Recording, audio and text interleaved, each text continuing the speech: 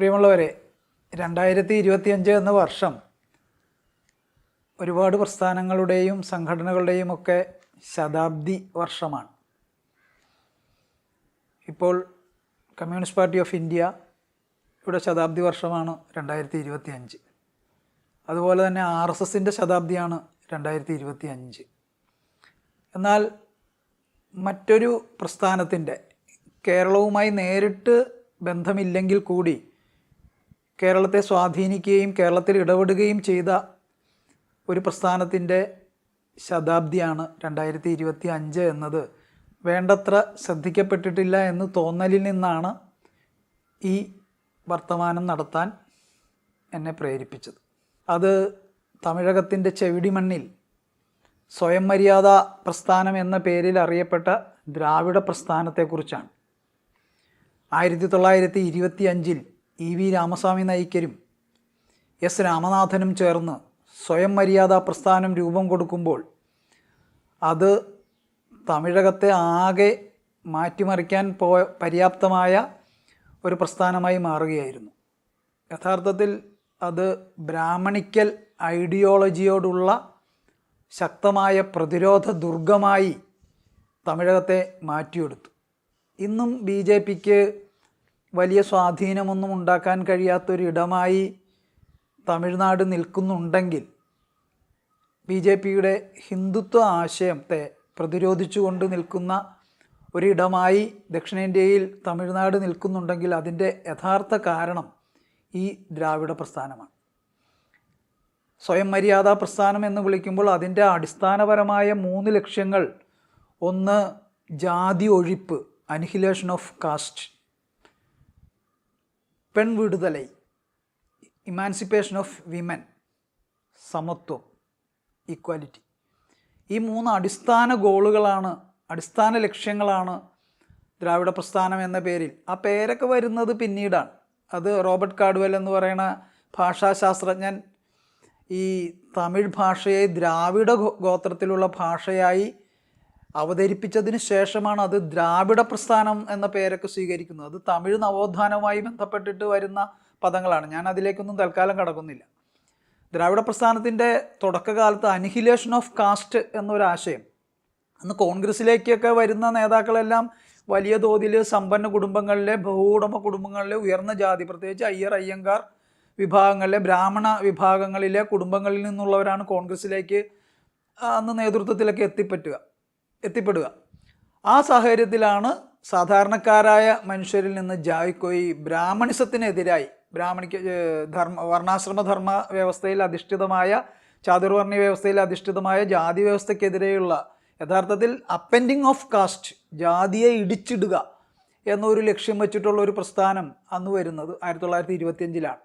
വീണ്ടും ഒരു 11 കൊല്ലം കഴിഞ്ഞാണ് അംബേദ്കർ അനിഹിലേഷൻ ഓഫ് കാസ്റ്റ് എന്നൊരു ആശയം മുന്നോട്ട് വയ്ക്കുന്നത് എന്ന് നമ്മൾ ഓർക്കണം. അവിടെയാണ് ദ്രാവിഡ പ്രസ്ഥാനത്തിൻ്റെ വലിയ ഒരു പങ്ക്. അതിൽ പെൺവിടുതലൈ എന്ന ആശയവും അതുപോലെ സമത്വം എന്ന ആശയവും അതിശക്തമായി അവതരിപ്പിക്കപ്പെടുന്നുണ്ട്. യഥാർത്ഥത്തിൽ അത് ജാതിവിരുദ്ധ പ്രസ്ഥാനമാണ്, നിരീശ്വരവാദ പ്രസ്ഥാനമാണ്. കടവുൾ ഇല്ലൈ എന്ന് പ്രഖ്യാപിച്ച, കറുപ്പ് വസ്ത്രം ധരിച്ച് കടവുൾ ഇല്ലൈ എന്ന് പ്രഖ്യാപിച്ച പ്രസ്ഥാനം കൂടിയാണ് ദ്രാവിഡ പ്രസ്ഥാനം. ദൈവമില്ല എന്ന് തുറന്നു പറഞ്ഞ പ്രസ്ഥാനമാണത്. നിരീശ്വരവാദ പ്രസ്ഥാനമാണ്, റാഷണൽ ചിന്തയെ പ്രോത്സാഹിപ്പിച്ച പ്രസ്ഥാനമാണ്. അതിലെ ഏറ്റവും പ്രസക്തമായൊരു കാര്യം, ഭഗത് സിംഗിൻ്റെ എന്തുകൊണ്ട് ഞാനൊരു നിരീശ്വരവാദിയായി, why I am an atheist എന്ന ഭഗത് സിംഗിൻ്റെ പ്രസിദ്ധമായ ലഘുലേഖയുടെ ആയിരക്കണക്കിന് കോപ്പികളാണ് തമിഴ്നാട്ടിൽ തമിഴ് ഭാഷയിൽ ഈ രാമസ്വാമി നായ്ക്കരും അദ്ദേഹത്തിൻ്റെ പ്രസ്ഥാനമായിട്ടുള്ള സ്വയം മര്യാദ പ്രസ്ഥാനവും അച്ചടിച്ച് പ്രസിദ്ധീകരിച്ചത്. അതുപോലെ തന്നെ മുസ്തഫ കമാൽ പാഷ, അതാതുർക്ക് എന്നറിയപ്പെടുന്ന തുർക്കിയെ ആധുനിക അഗ്രസീവ് സെക്യുലർ റിപ്പബ്ലിക്കാക്കി പരിവർത്തിപ്പിച്ച കമാൽ പാഷ എന്ന അതാതുർക്കിൻ്റെ ആശയങ്ങളോട് വലിയ അഭിനിവേശവും ആഭിമുഖ്യവും ആവേശവും ഉണ്ടായിരുന്ന പ്രസ്ഥാനമാണ് ദ്രാവിഡ പ്രസ്ഥാനം. കമാൽ പാഷയുടെ കാര്യം പറയുമ്പോൾ അദ്ദേഹം ഖുറാനിലെ ആയത്തുകൾ നിരോധിച്ചിട്ടുണ്ട്. തുർക്കിയിലെ കാലിഫേറ്റ് അവസാനിപ്പിച്ചയാളാണ്. ഇവിടെ പല കാസിമിമാരും അദ്ദേഹത്തെ പരുഷമായ ഭാഷയിൽ പുലപ്യം പറയുന്നത് നമ്മൾ കേൾക്കുന്നുണ്ട്. പക്ഷേ ഇന്നിപ്പോൾ EVRനെ പൊക്കിപ്പിടിക്കുന്ന പല ഇസ്ലാമിസ്റ്റ് പ്രസ്ഥാനങ്ങളും ഇതൊന്നും അറിയുന്നില്ല. അദ്ദേഹം കെമാൽ പാഷയുടെ വലിയ ആദരവുണ്ടായിരുന്ന, ആഭിമുഖ്യമുണ്ടായിരുന്ന, ആവേശമുണ്ടായിരുന്ന ഒരു ആളാണ് കെമാൽ പാഷയുടെ ആശയങ്ങളോട്. അതുപോലെ തന്നെ സ്ത്രീ വിമോചനത്തിന് വേണ്ടി ഏറ്റവും കൂടുതൽ വാദിക്കുന്ന ഈ സോവിയറ്റ് കമ്മ്യൂണിസ്റ്റ് പാർട്ടിയിലെ മുതിർന്ന വനിതാ നേതാവായിരുന്ന അലക്സാന്ദ്ര കൊലൻതായിയുടെയൊക്കെ ആശയങ്ങൾക്ക് വലിയ തോതിൽ സ്വീകാര്യത ഉണ്ടായിരുന്ന പ്രസ്ഥാനമാണ് ഈ സ്വയം മര്യാദാ പ്രസ്ഥാനം. അതിൻ്റെ ആദ്യകാല വനിത അത് പിന്തുണച്ച, ആ ദ്രാവിഡ പ്രസ്ഥാനം പിന്തുണച്ച ആദ്യകാല വനിതാ നേതാക്കളിൽ ഒരാൾ അൽഹജ് സുബാക്കോ എന്നറിയപ്പെടുന്ന ഒരു മുസ്ലിം നേതാവാണ്, വനിതയാണ്. അവർ ഈ സ്ത്രീകളുടെ മേൽ അടിച്ചേൽപ്പിക്കുന്ന വസ്ത്രധാരണത്തിനും പുരുഷൻ്റെ ഏകപക്ഷീയമായ വിവാഹമോചനം എന്ന ഈ മുത്തലാഖ് ഇതിനൊക്കെ എതിരെ അന്ന് തന്നെ സംസാരിച്ച ധീരയായ വനിതയാണ്. ഈ ഒരു പ്രസ്ഥാനത്തിൻ്റെ ചരിത്രം യഥാർത്ഥത്തിൽ കേരളത്തിലെ ശ്രീനാരായണ പ്രസ്ഥാനവുമായി ചേർത്ത് നമുക്ക് വായിക്കാവുന്നതാണ്. അതെന്തെന്ന് വെച്ചാൽ, വൈക്കം സത്യാഗ്രഹ കാലത്ത് ഗാന്ധിജി ഈ വർണ്ണാശ്രമ വ്യവസ്ഥയെ താൻ അംഗീകരിക്കുന്നുണ്ട് എന്ന മട്ടിൽ ഇണ്ടംതുരുത്തി മനയിൽ ചർച്ചയ്ക്ക് പോകുമ്പോൾ ആ വർണ്ണാശ്രമ വ്യവസ്ഥ കൊണ്ട് തന്നെയാണ് താൻ പിന്നോക്കക്കാർക്ക് ക്ഷേത്രപ്രവേശനം അനുവദിക്കാത്തത് എന്ന് പറയുമ്പോൾ ഗാന്ധിജിക്ക് ഉത്തരം മുട്ടുകയാണ്. അതേസമയം ആ സമരത്തിൽ EVR ഇടപെടുന്നത് എങ്ങനെയാണ്? ചങ്ങമ്പുഴ പാടിയ പോലെ ഈ ജഡയുടെ സംസ്കാര പനയോലക്കെട്ടൊക്കെ ചിതയിലേക്കെടുത്തെറിയൂ, എന്നിട്ട് ആധുനിക മാനവിക മൂല്യങ്ങളുമായിട്ട് സമരം നടത്തൂ എന്ന് പറഞ്ഞുകൊണ്ടാണ് EVR കടന്നു വരുന്നത്. EV രാമസ്വാമിക്ക് കടന്നു വരുമ്പോൾ ആ സമരത്തിന് പുതിയ മാനങ്ങൾ വരികയാണ്. വർണ്ണാശ്രമ ധർമ്മങ്ങളും ധർമ്മവ്യവസ്ഥകളും എടുത്തുകൊണ്ടല്ല അദ്ദേഹം വൈക്കം സത്യാഗ്രഹത്തിൽ പങ്കെടുക്കുന്നത്, മറിച്ച് ആധുനിക മനുഷ്യൻ്റെ ആധുനിക മൂല്യബോധങ്ങൾ അതിന് അദ്ദേഹത്തെ പ്രാപ്തനാക്കുന്നത് കെമാൽ പാഷയുടെ അഗ്രസീവ് സെക്യുലറിസ്റ്റ് ആശയങ്ങൾ കൂടിയാണ്. തൻ്റെ പ്രസ്ഥാനത്തെ ഒരു രാഷ്ട്രീയ പാർട്ടിയായി പരിവർത്തിപ്പിക്കാൻ ഒരിക്കലും EVR ആഗ്രഹിച്ചില്ല. കാരണം ഒരു രാഷ്ട്രീയ പാർട്ടി ആയിക്കഴിഞ്ഞാൽ അതിന് തെരഞ്ഞെടുപ്പുകൾക്ക് വേണ്ടിയിട്ട് ഒരുപാട് കാര്യങ്ങൾ വിട്ടുവീഴ്ച ചെയ്യേണ്ടി വരും, അതിന് പണം സമ്പാദനത്തിനായി ഒരുപാട് കാര്യങ്ങൾ വിട്ടുവീഴ്ച ചെയ്യേണ്ടി വരും എന്ന ഒരു ബോധ്യമുണ്ടായിരുന്നുകൊണ്ട് അദ്ദേഹം തൻ്റെ പ്രസ്ഥാനത്തെ ഒരു രാഷ്ട്രീയ പാർട്ടിയായി പരിവർത്തിപ്പിച്ചില്ല. കേരളത്തിലെ ശ്രീനാരായണ പ്രസ്ഥാനത്തായിട്ട് ഇതിനൊരു സാമ്യമുണ്ട്. രണ്ടും ഒരു ജാതിവിരുദ്ധ പ്രസ്ഥാനം തന്നെ ആയിരുന്നുവെങ്കിലും EVRൻ്റെ പ്രസ്ഥാനം തികച്ചും നിരീശ്വരവാദപരവും നാസ്തികവും ഭൗതികവാദപരവും പ്രപഞ്ചം ആരും പടച്ചതല്ല, പ്രപഞ്ചത്തിന് പടച്ചോനില്ല എന്ന ബോധ്യത്തിൽ അധിഷ്ഠിതമായ ഒരു ഭൗതികവാദപരമായ പ്രപഞ്ചവീക്ഷണത്തിൽ അധിഷ്ഠിതമായ പ്രസ്ഥാനമായിരുന്നു. അതേസമയം ശ്രീനാരായണൻ്റെ പ്രസ്ഥാനം നമുക്കറിയാവുന്നതുപോലെ ശിവപ്രതിഷ്ഠ നടത്തിയത് യാതൊരു ലഗ്നവും മുഹൂർത്തവും തന്ത്രസമുച്ചയവും മറ്റ് വിധിപ്രകാരമുള്ള ഒന്നും പാലിക്കാതെയാണ് ശിവപ്രതിഷ്ഠ നടത്തിക്കൊണ്ടാണ് ഗുരു തൻ്റെ ഈ പ്രക്ഷോഭം ആരംഭിക്കുന്നത്. യഥാർത്ഥത്തിൽ അതൊരു ആന്തരിക ആത്മീയ കലാപകാരി എന്ന് പറയാവുന്ന ഒരു തലം ഗുരുവിന് തുടക്കകാലത്തെങ്കിലുമുണ്ട്. പിന്നീട് അദ്ദേഹം താൻ ഒരു മതത്തിലും ജാതിയിലും പെടുന്നില്ല എന്ന വിളംബരമൊക്കെ പുറപ്പെടുവിച്ചിട്ടുണ്ടെങ്കിലും ഈ തിരുമൂലരുടെയൊക്കെ ശൈവ സിദ്ധാന്തങ്ങളെ പിന്തുടരുന്ന ഒരു അദ്വൈത പദ്ധതിയുടെ ആശയപ്രപഞ്ചത്തിൽ നിന്നുകൊണ്ടാണ് ഗുരുവിൻ്റെ തുടക്കം. അതുകൊണ്ട് ഒരു ആന്തരിക ആത്മീയ കലാപകാരി എന്ന നിലയിലാണ് ഗുരുവിൻ്റെ പ്രസ്ഥാനത്തിൻ്റെ തുടക്കം എന്ന് നമുക്ക് തിരിച്ചറിയേണ്ടതുണ്ട്. അതേസമയം തികച്ചും ഭൗതികവാദപരമായ ഒരു പ്രസ്ഥാനമായിരുന്നു ഈ EVRൻ്റെ ദ്രാവിഡ പ്രസ്ഥാനം. ശ്രീനാരായണ പ്രസ്ഥാനമാകട്ടെ അതിനൊരു ആധ്യാത്മികമായ ഒരു തലം കൂടി ഉണ്ട്.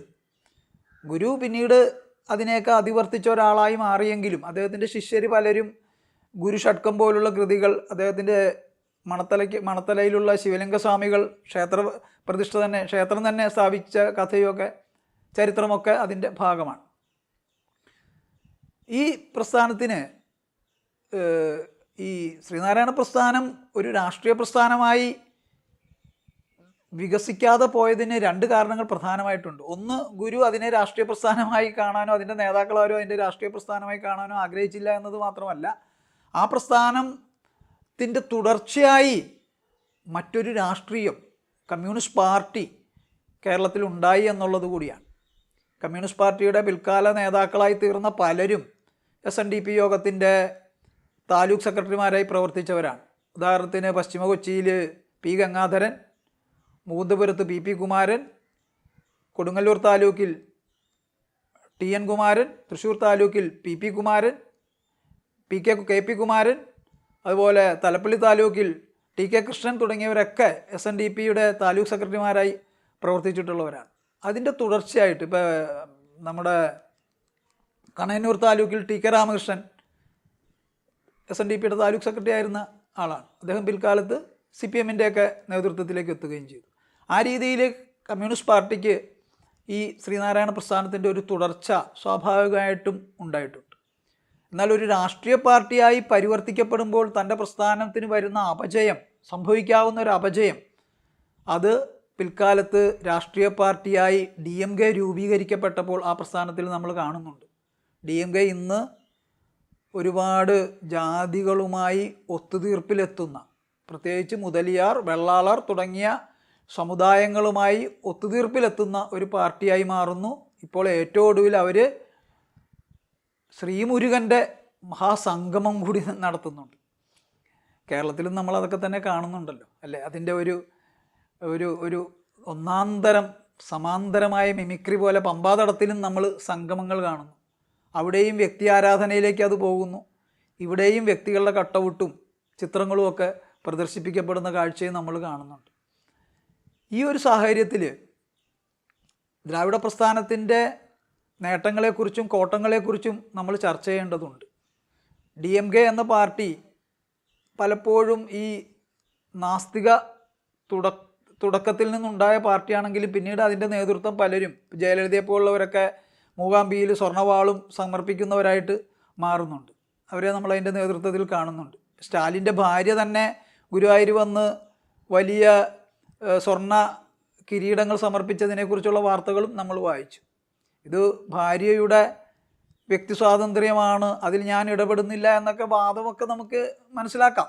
ആ വാദത്തിനൊക്കെ പ്രസക്തി ഉണ്ടെങ്കിലും സ്വന്തം വീട്ടിൽ പോലും സ്വന്തം പ്രത്യയശാസ്ത്രം നടപ്പിലാക്കാൻ എത്തിക്കാൻ കഴിയുന്നില്ല എന്ന ഒരു പരിമിതി അതിലുണ്ട്. ഇപ്പോൾ കേരളത്തിൽ മാർക്സിസം മലയാളികളെ പഠിപ്പിക്കാൻ ഇറങ്ങിത്തിരിച്ച ഒരു വലിയ നേതാവിൻ്റെ മകൾ തന്നെ പറഞ്ഞത്, മരിച്ചുപോയ ആ നേതാവിൻ്റെ ആത്മാവിനെ സ്വർഗത്തിലെത്തിക്കാൻ ജ്യോത്സ്യൻ്റെ ചാർത്ത് പ്രകാരം തങ്ങൾ കർമ്മം ചെയ്തതിനെക്കുറിച്ച് മകൾ തന്നെ പറഞ്ഞത് വായിക്കാനിടയായി. അതൊക്കെ ഒരു വിപരീയമാവാം. ഇപ്പോൾ കേരളത്തിലെ പല വിപ്ലവകാരികളുടെയും വ്യക്തി ജീവിതത്തിലെ അല്ലെങ്കിൽ പങ്കാളികളുടെയൊക്കെ രീതികൾ ഈ രീതിയിലാണല്ലോ. അതൊന്നും ഞാൻ എടുത്തു പറയേണ്ടതില്ല. പലപ്പോഴും ഈ കാര്യങ്ങളിൽ ദ്രാവിഡ പ്രസ്ഥാനത്തിന് ഇടർച്ചയുണ്ടായിട്ടുണ്ട്. പക്ഷെ ആ പ്രസ്ഥാനം വഹിച്ച പുരോഗമനപരമായ പങ്ക് ആണ് ഈ തമിഴകത്തെ വേറിട്ട ഒരു പ്രത്യയശാസ്ത്രത്തിന് ഉടമകളാക്കുന്നത്. ഈ ഹിന്ദുത്വത്തിൻ്റെ ശക്തമായ ഒരു വേലിയേറ്റത്തിലും അതിനൊരു ബാലികേറാമലയായി തമിഴകം നിൽക്കുന്നതിന് മൂലകാരണം ദ്രാവിഡ പ്രസ്ഥാനമാണ്, അത് വഹിച്ച ചരിത്രപരമായ പങ്കാണ് എന്ന കാര്യം വളരെ സജീവമായി രാഷ്ട്രീയ വിദ്യാർത്ഥികൾ ചർച്ച ചെയ്യണം എന്ന ഉദ്ദേശത്തിൽ ഈ വീഡിയോ സമർപ്പിക്കുന്നു. നമസ്കാരം.